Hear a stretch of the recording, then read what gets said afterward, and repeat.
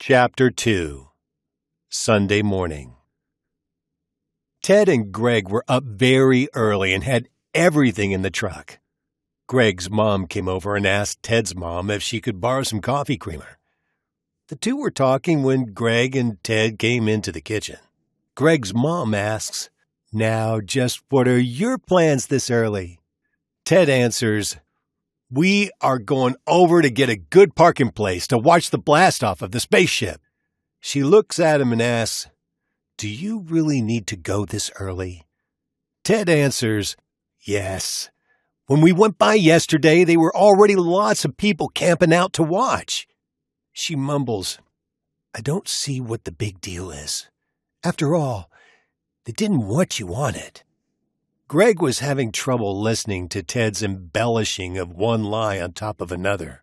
He went over and gave his mom a brief hug and said, "I love you, Mom." "Ted, I'll be in the truck." Then he left. Ted says to his mom, "Give the girls a hug for us." Then he left. He got in the truck and started it and drove to a service station, pulled in, took some deep breaths and said, "That was harder than I thought it would be." When they got to the parking area, there were a lot of cars parked near the gate. Greg asked, "Do these people think they'll be able to get in, or do they think they'll have a better view?" "Probably some of both." He parked further down on the lot. There were a lot of cars there also. Ted asks, "Are you ready?" "No, but let's do it." Ted took out a letter that they had composed last night and started to put it under the floor mat, but stopped and put a big kiss on it. Then he gave it to Greg, who kissed it also. Then Ted put it under the mat with his truck key. His mom had an extra one. Ted motioned to the bags and things piled between them. "Get your things ready so when I open the door, we can get right out. I dismantled the inside lights, but the dash will give out some light. We need to close the doors quickly and quietly, okay? Stay behind the cars to keep them between us and the gate as much as possible." They watched while the guards changed the codes. This made Greg look at Ted with concern. Big Ted gave him a thumbs up. The guards headed back to the building. Then one turned and came back to the gate and made a motion as if he was picking up something, stood up, and put his cap on his head. Greg thought, "What is that all about?" Ted was counting down with his fingers, and then he made the motion to move. He opened the gate and shut it behind Greg and flipped a switch and took off at a fast pace. Greg followed behind, trying to keep up. He followed Ted through a door, which was a bathroom. He asked, "This is your hiding place?" Just then there were two soft knocks on the door. Ted smiled and said, "Yes." That knock was the knock of the guard saying he had placed an out-of-order sign on the door. Greg asked, "Are you telling me you have bribed the guard? You'll get him fired. When did you do it? I've been with you almost every minute since we were denied the position. This goes back a couple of years when I helped him out of a bad situation. This was his way of repaying me.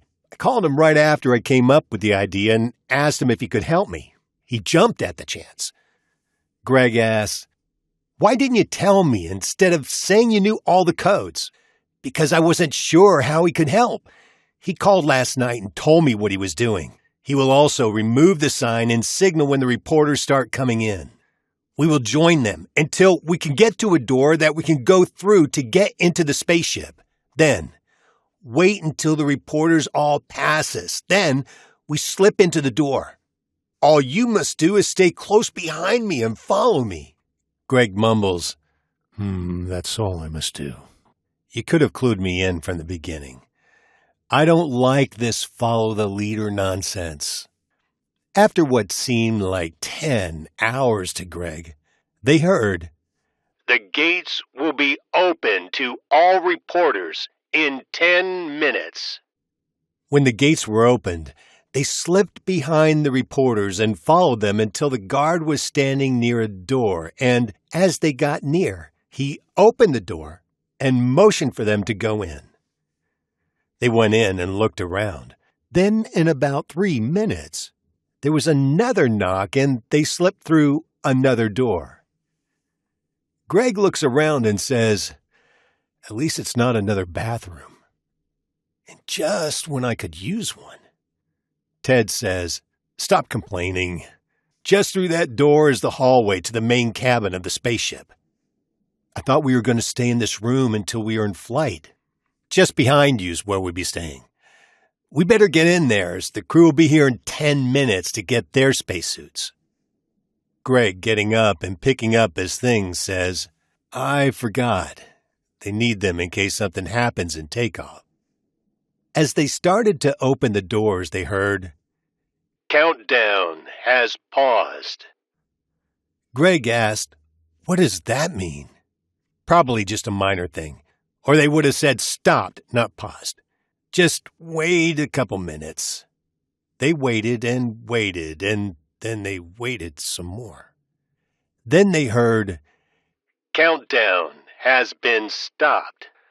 All visitors and reporters are to leave immediately. You will be notified when and if a new countdown is expected. We are sorry for your inconvenience." Greg asked, "Now what do we do?" Ted was peeking out the door. They came in and quietly closed it and said, "This is not good. There's a large guard standing in the doorway. So, what's your plan B?" Ted says, looking worried, "I don't know. I never imagined they would stop the countdown." Then they heard, "Clear the parking area. It is now a restricted area. All vehicles without proper tags are to be towed in the next hour." Ted says, "The truck has proper tags, but they will tie it to me and will wonder why it's there, and they'll contact my parents eventually. Hopefully we can get out before that happens." Greg asks, "Do you think your friend will come to our rescue?" "Maybe, but that would be dangerous for him." "We can hope." He again tried the door and said, "He is still standing there, like he has no intention of moving anytime soon." Neither one of them spoke. They were both trying to think of something. Ted tried the door several times with the same results. After what seemed like hours, they heard a lot of noise outside the door. They could hear talking, but not what was being said. They quickly ducked back into the other room and quietly closed the door. They were both shaking. Suddenly, the door opened, and the big guard walked in with his rifle raised and said, "You can come out now." They walked out to see 5 more guards standing there with rifles raised. Ted and Greg started out with hands raised, but the guard said, "Pick up your things and bring them with you. We don't need your trash messing up the compartment." Greg bit his tongue to keep from saying it wasn't trash. He was angry, and they weren't gangsters. They took him down a hallway, 2 guards in front, 1 on either side, and 2 behind. No one said a word. They were taken into an office and told to sit and not say a word. 2 guards left, but 4 stayed, with rifles at the ready position. After several minutes, the guard said, "Stand up." They stood up and the door opened. Commander Brown walked in and said, "Gentlemen, I think we've met before." Commander Brown was the one who had told them they were too young to be astronauts. Ted stood straight and tall and said, "Yes, sir." Greg was standing beside Ted, standing as straight as he could, but his knees were shaking. Commander Brown asks, "What am I to do with you two? I thought you were smarter than this." Ted started to say something, but was told to be quiet. As they stood there, waiting and waiting. The commander seemed to be trying to decide their punishment. He finally said to the guards, "Take them to the white cells and put them in separate cells, while I try to decide what to do with them. Oh, and leave their bags in here. I will go through them myself." The cells were painted entirely white with white tiles on the floor. There was a small semi-enclosure that served as a bathroom. They tried signaling each other by tapping on the walls, but neither one got a response from the other. There was nothing in the rooms except 2 large red cushions. They both laid down on them to rest, hoping to sleep away the time. But about every 10 minutes an alarm went off. At first, they jumped up every time it happened, but finally just lay there. They both dozed off a few times. After a while, they were brought a P&J sandwich and a bottle of water. Greg almost refused them, but decided he was too hungry. They both ate every bite and drank the water. A little later, they were each brought a small container of vanilla ice cream and a wooden spoon. After what seemed like many hours, the 6 guards were back, and they were told to follow them. Greg and Ted tried to see how the other was doing and find out what the other knew, but the guard said, "Eyes straight ahead." They were taken back to the same office and told to sit, no talking or signaling, and look straight ahead. Greg thought, he sounds like he's going to burst out laughing. Ted had the same thought. Commander Brown came in and told them to remain seated. He just looked at them and finally asked, "Are either one of you scared?" Greg raises his hand a little, but Ted says, "Permission to speak, sir." Greg almost passed out. Ted was going to get them into more trouble. Commander Brown replies, "Permission granted." Ted says, "Sir, I don't know what came over me.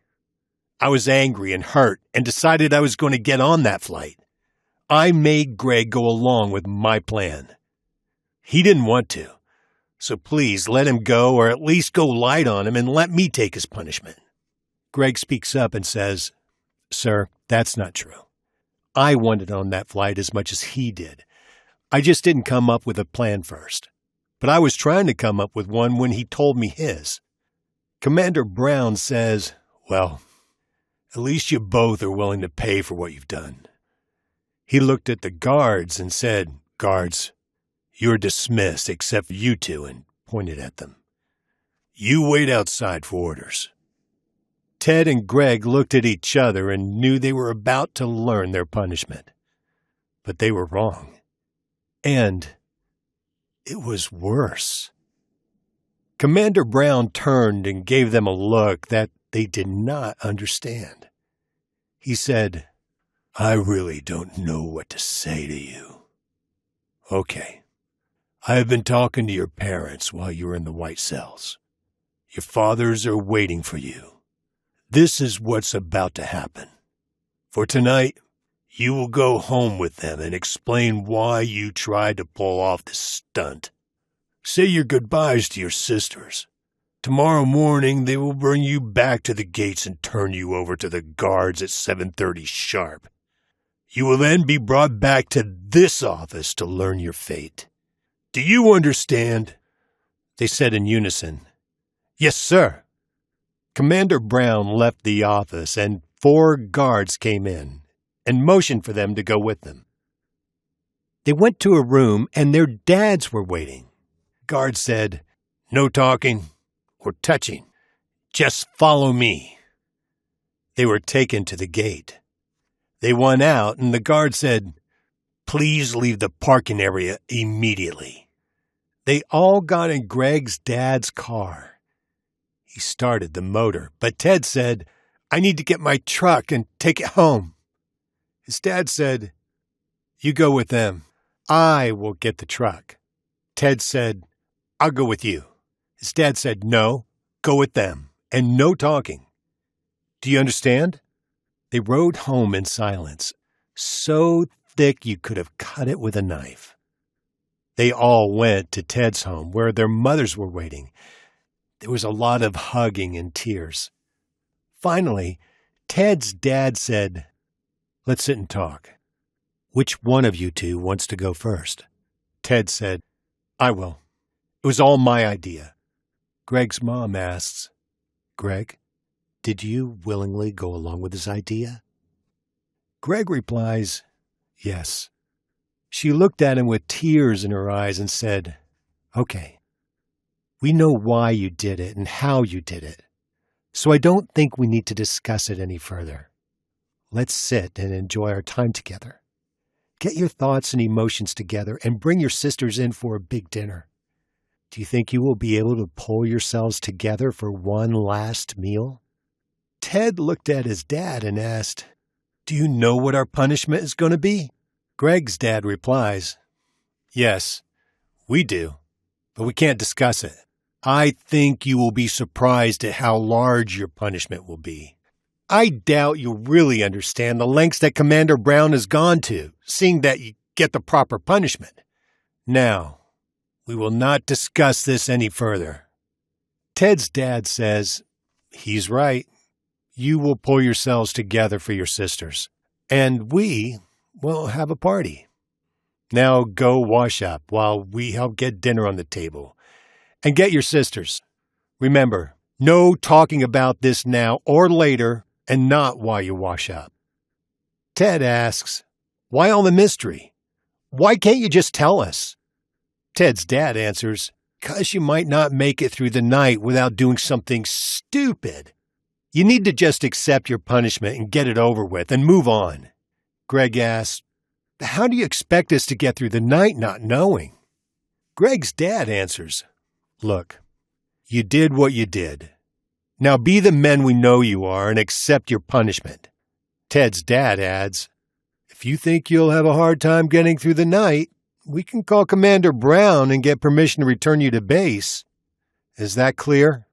Oh, also, there are guards stationed outside in case you get any ideas."